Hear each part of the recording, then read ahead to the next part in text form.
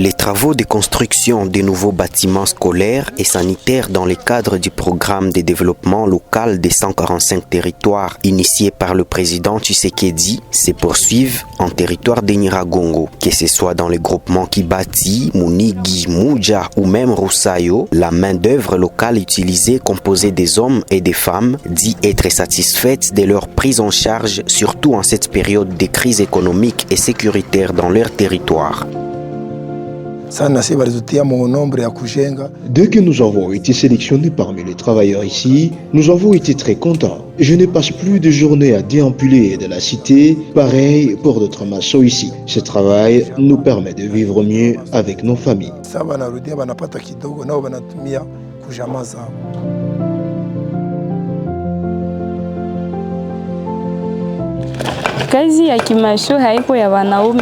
La maçonnerie n'est pas qu'un travail des hommes. Les femmes aussi peuvent le faire parce que la vie est loin d'être une fête en permanence. Il faut travailler.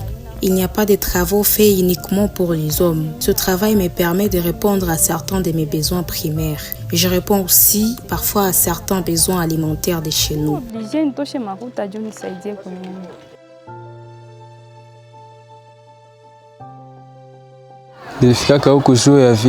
Je suis déplacé de guerre venu de Kibabi en territoire de Massissi. Je passais mes journées sans rien faire dans les cas, mais grâce à Dieu, j'ai été admis sans condition pour travailler dans ces projets. Mes enfants mangent bien depuis que je travaille ici et je suis parvenu à payer une machine à coudre pour ma femme qui est couturière.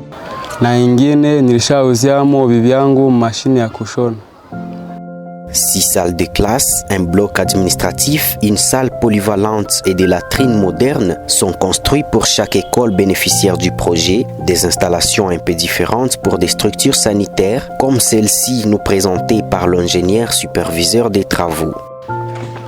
Ça c'est les plans du centre de santé, donc ça c'est le bâtiment principal. Donc ici comme vous voyez, ça c'est l'entrée principale du bâtiment. Tout juste à côté de moi, il y a la réception. Il y a la réception ici, donc quelqu'un qui est malade qui vient, on l'accueille déjà là à la réception. Ici déjà il y a différentes chambres. Comme vous le voyez, les bureaux, il y aura au moins, toute cette partie c'est presque des bureaux, donc il y aura au moins 5 bureaux. Le bureau du directeur chef des zones, il y aura son bureau ici. Il y en aura au moins 4 salles de malades. Vers l'autre côté, vers la main droite de la parcelle, nous sommes en train de construire les latrines. À part les latrines, il y a les fosses à placenta. Et de l'autre côté, il y aura l'incinérateur. Depuis le début des travaux de construction dans cette école primaire de Kibati, les directeurs d'école affirment recevoir un grand nombre de parents qui sollicitent des places pour leurs enfants, une attitude qui, selon lui, serait justifiée par l'amélioration des conditions de scolarité d'ici la nouvelle année. Comme vous voyez, le bâtiment n'est pas en bonne condition, l'ancien bâtiment. Et lorsque la pluie tombait, c'était difficile pour les enfants et aussi pour les enseignants, parce que la pluie y arrivait. On courait vers l'église ici à côté, alors les autres allaient même au quartier. C'est ça la vie que nous vivons là-bas. Contrairement à l'année passée, je suis en train de recevoir beaucoup d'enfants. Beaucoup de parents viennent inscrire leurs enfants ici. Je suis en train de conclure que c'est le nouveau bâtiment qui est en train de les pousser de venir faire inscrire les enfants ici.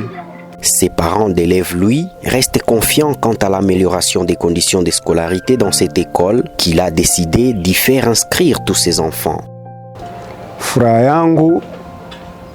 Ma joie est de voir ce nouveau bâtiment en pleine construction sur initiative du président Tshisekedi. C'est même ma motivation à faire inscrire tous mes enfants dans cette école de Kibaya.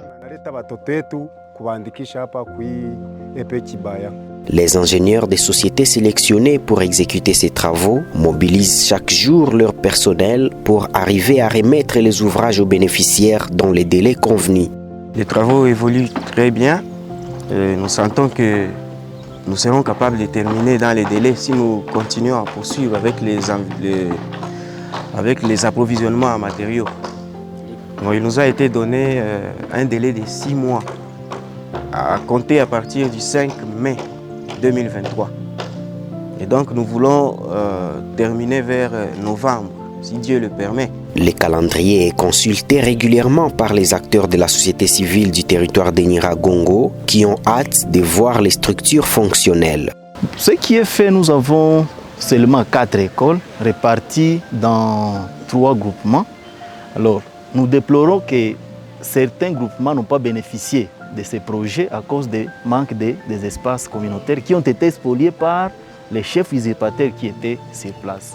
Pour les exécutants de ces projets, nous leur demandons de bien vouloir quand même atteindre ou réaliser ce travail pendant les délais bien déterminés qui est de 6 mois pour que les enfants puissent bénéficier de ces infrastructures. Alors, il serait mieux que ces locaux, ces bâtiments soient disponibles pour que les enfants puissent bénéficier de cet ouvrage du président Félix Tshisekedi Tshilombo. Dans le cadre du programme de développement des 145 territoires initié par le président de la RDC Félix Antoine Tshisekedi, 5 infrastructures sont en pleine construction dans 4 groupements de la partie sud du territoire de Nyiragongo qui ne connaissent pas la présence des rebelles du M23.